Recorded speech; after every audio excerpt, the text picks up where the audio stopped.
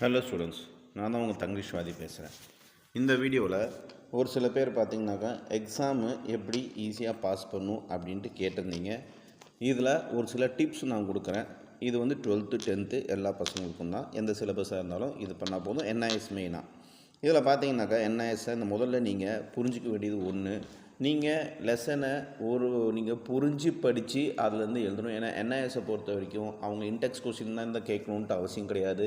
இன்டெப்த்லேருந்து ஓனாக கூட கொஸ்டின்ஸ் கேட்கலாம். கன்ஃபியூஸ் ஆகிற மாதிரி இன்டைரக்டாக கூட கொஸ்டின்ஸ் கேட்கலாம். ஸோ அதுக்கு கண்டிப்பாக பார்த்தீங்கன்னா நீங்கள் புரிஞ்சு படிக்கணும். இதுதான் ஃபஸ்ட்டு பாயிண்ட். எப்பயும் நான் சொல்கிறது, இதில் ஷார்ட்கட்ஸ்லாம் எதுவும் கிடையாது. அடுத்தது, உங்களுக்கு நீங்கள் என்ஐஎஸ் வெப்சைட்குள்ளே போனீங்கனாக்கா உங்களுக்கு இந்த மாதிரி ஒரு வெப்சைட் வரும். நம்ம என்ஐஎஸ் வெப்சைட்டு, அந்த என்ஐஎஸ் வெப்சைட்டில் பார்த்திங்கன்னா இந்த மாதிரி ஹோம் பேஜில் இருக்கும். அதில் ரெண்டாவது பார்த்திங்கனாக்கா ஒரு விரல் வச்ச மாதிரி இருக்கும். அது வந்து ஆன்லைன் மெட்டீரியல்ஸ், அது உங்களுக்கு தெரியும்.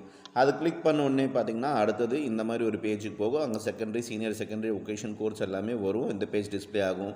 இப்போ ஃபார் எக்ஸாம்பிள் நான் senior secondary secondary course 10th பார்த்திங்கனாக்கா இப்போ சயின்ஸ் அண்ட் டெக்னாலஜி ஒரு எக்ஸாம்பிள்னு எடுத்துக்கணும்னு வச்சுக்கோங்களேன்.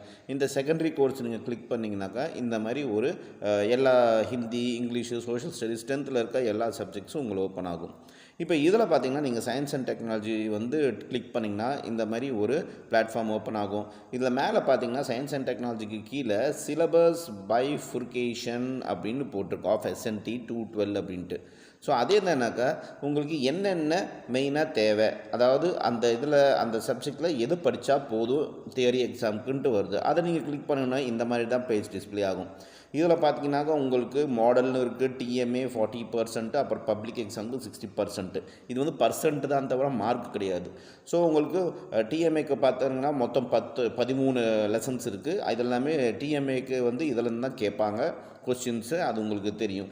அதே ஆட்டம் பார்த்தீங்கன்னாக்கா உங்களுக்கு பப்ளிக் எக்ஸாமுக்கு இந்த 19 லெசன்ஸு, இங்கே லெசன் 1, 5, 6, 7, 8, 10, 11, 13, 15, 16, 17, 22, 23, 24, 25, 27, 28, 29, 30 இதிலேருந்து தான் உங்களுக்கு தியரி எக்ஸாமில் வந்து கொஸ்டின் கேட்பாங்க. ஸோ இந்தளவுக்கு ஈஸியாக அவங்களே பிரித்து கொடுத்துட்டாங்க. மொத்தம் 32 லெசனில் 19 லெசனுக்கு மட்டும்தான் அவங்க கேட்க போகிறாங்க. எதுலேருந்து கேட்க போகிறாங்கன்னு கொடுத்துட்டாங்க.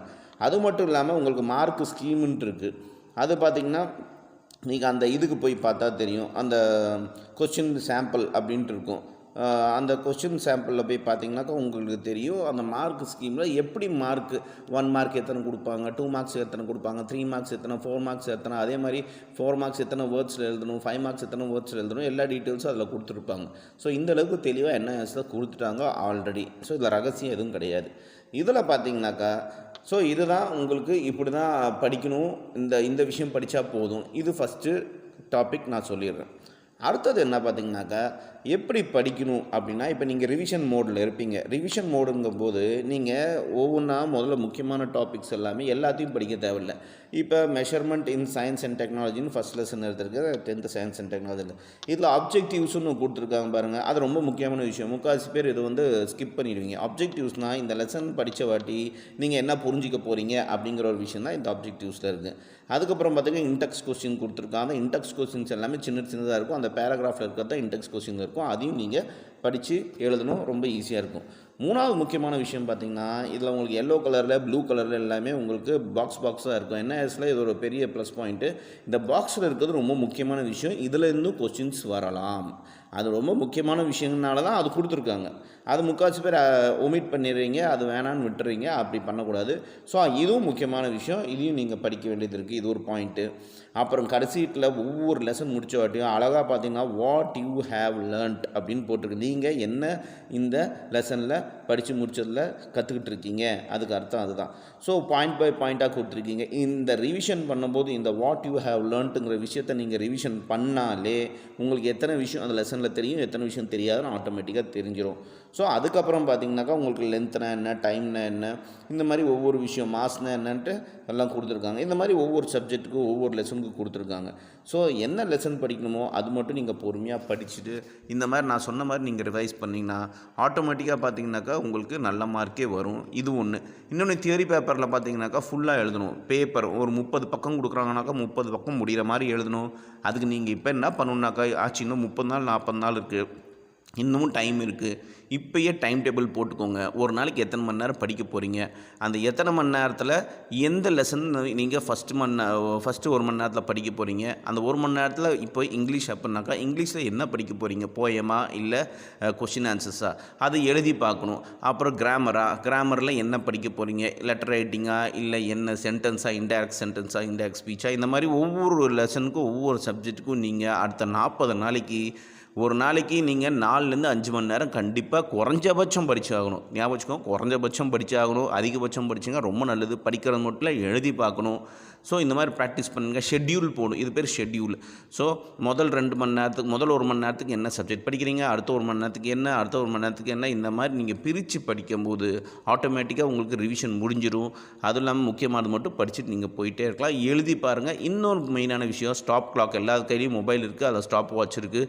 அதை பார்த்தீங்கன்னாக்கா நீங்கள் 3 மார்க்ஸ் கொஸ்டின் வந்து 50 வேர்டுக்குள்ளே எழுதி ஆகணும். அதை எழுதி ப்ராக்டிஸ் பண்ணுங்கள். 4 மார்க்ஸ் கொஸ்டின் வந்து 100லேருந்து 150க்குள்ளே எழுதி ஆகணும் வேர்ட்ஸ்குள்ளே. 5 மார்க்ஸ் கொஸ்டின் வந்து 200லேருந்து 300 வேர்ட்ஸ்குள்ளே, 400 வேர்ட்ஸ்குள்ளே எழுத வேண்டியதாக இருக்கும். அது அங்கங்கே கொஸ்டின் பேப்பர் கொடுத்துருப்பாங்க.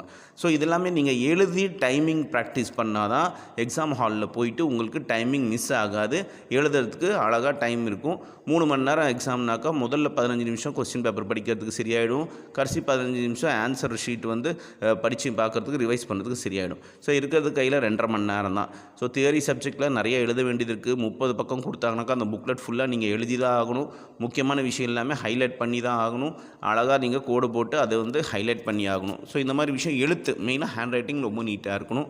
ஸோ இதெல்லாமே நீங்கள் பார்த்துக்கிட்டுனாக்கா அழகாக ரிலாக்ஸாக நல்ல மார்க்கு சீக்கிரமாகவே உங்களுக்கு அழகாக கிடச்சிடும். எந்த ஒரு பயப்பட அவசியம் இல்லை. முதல்ல பயப்படாதீங்க. எக்ஸாம் தான், ஆஃப்டர் ஆல் எக்ஸாம் தான். கிட்டத்தட்ட 7 மாதத்துலேருந்து 10 மாதம் வரைக்கும் படிக்கிறீங்க. அந்த ஒரு நாள் போய் எழுதுறதுக்கு ஏன் இவ்வளோ டென்ஷன் எடுத்துக்கிறீங்க? தேவை கிடையாது. ஸோ ஃப்ரீயாக எப்படி ஜாலியாக ஒரு டூர் போகிறீங்களோ, இல்லை அவுட்டிங் போகிறீங்களோ, இல்லை ஃப்ரெண்ட்ஸ் கூட சினிமாவுக்கு போகிறீங்களோ, மாலுக்கு போகிறீங்களோ, அந்த மாதிரி நினச்சிக்கோங்க. போய் அழகாக மைண்டை ஃப்ரீயாக வச்சுக்கிட்டு கொஸ்டின் பார்த்த உடனே எந்த கொஸ்டின் இருந்தாலும் நான் எழுதுவேங்கிற ஒரு கான்ஃபிடென்ட் உங்களுக்கு இருக்கணும். அந்த கொஸ்டின் பார்த்தோன்னே முதல்ல பயப்படக்கூடாது. முதல்ல நமக்கு கஷ்டமான கொஸ்டின் பேப்பர் தான் வரும்னு நினைக்காதீங்க. நீங்கள் இத்தனை நாள் படித்ததில் கண்டிப்பாக ஈஸியான கொஸ்டின் தான் வரும். ஏன்னா படித்தவங்களுக்கு எல்லாமே ஈஸி தான். ஸோ நீங்கள் எந்த ஒரு கவலைப்படாதீங்க, ஃப்ரீயாக இருங்க. மைண்டை ரிலாக்ஸாக வச்சுக்கோங்க முதல்ல. அதேயாட்டம் அந்த கைடு இந்த கைடெல்லாம் பார்த்து நீங்கள் மார்க்கை குறைச்சிக்காங்க. ஒன்று புரிஞ்சுக்கோங்க, கைடு படித்தா மார்க்கு குறையும், டெக்ஸ்ட் புக்கு கிடைச்சா மார்க் ஃபுல் மார்க் வரும். எது வேணும்ன்ட்டு நீங்கள் தான் டிசைட் பண்ணிக்கணும். ஷார்ட்கட்ஸ் எல்லாம் யூஸ் பண்ணாதீங்க. அதை பார்த்துட்டு இது பார்த்துட்டு அவங்க சொன்னாங்க இது சொன்னாங்கன்னு சொல்லிட்டு கண்டதெல்லாமே நீங்கள் ஷார்ட்கட் யூஸ் பண்ணாதீங்க. அது எதுக்கும் லைக் ஆகாது. ஸோ உங்களோட லைஃபு 10th ரொம்ப முக்கியமான விஷயம். நல்ல மார்க் எடுங்க. எல்லோரும் கண்டிப்பாக பார்த்தீங்கன்னாக்கா நல்ல மார்க் எடுப்பீங்க, எனக்கு அந்த நம்பிக்கை இருக்குது. So all the best. So சொன்ன டிப்ஸ் எல்லாமே யூஸ்ஃபுல்லாக இருந்தாக்கா ஒரு லைக், ஷேரு, கமெண்ட் பண்ணுங்கள். எனக்கும் ஒரு மோட்டிவேஷனாக இருக்கும். அதே ஆட்டம் உங்களுக்கு பார்த்திங்கனாக்கா இப்போ அடுத்த வருஷத்துக்கு உண்டான ஆன்லைன் கிளாஸ் எல்லாமே இப்போ ஸ்டார்ட் பண்ணிகிட்ருக்கு. அட்மிஷன்ஸ் போயிட்டுருக்கு. உங்களுக்கு ஏதாவது ஆன்லைன் கிளாஸ் தேவைப்பட்டுச்சுனாக்கா நான் கொடுத்துருக்க tangrishwadi@gmail.comல உங்களோட பேர், உங்களோட ஏஜ், எந்த ஊர், என்ன கிளாஸு, என்ன சப்ஜெக்ட்டுக்கு வேணும் அப்படின்ட்டு எனக்கு ஒரு மெயில் தட்டி விடுங்க. உங்களுக்கு ரிப்ளை மெயில் நான் அனுப்பிச்சி விட்றேன். ஸோ உங்களுக்கு ஃப்ரெண்ட்ஸ்க்கு யாருக்காவது வேணும்னாக்கா சொல்லுங்கள். So all the best. இன்னும் 40 நாள் இருக்குது. ஜாலியாக இருங்க. டைமை நல்லா யூஸ் பண்ணுங்கள். அந்த டைம் உங்களுக்கு மார்க்காக திருப்பி வரும்.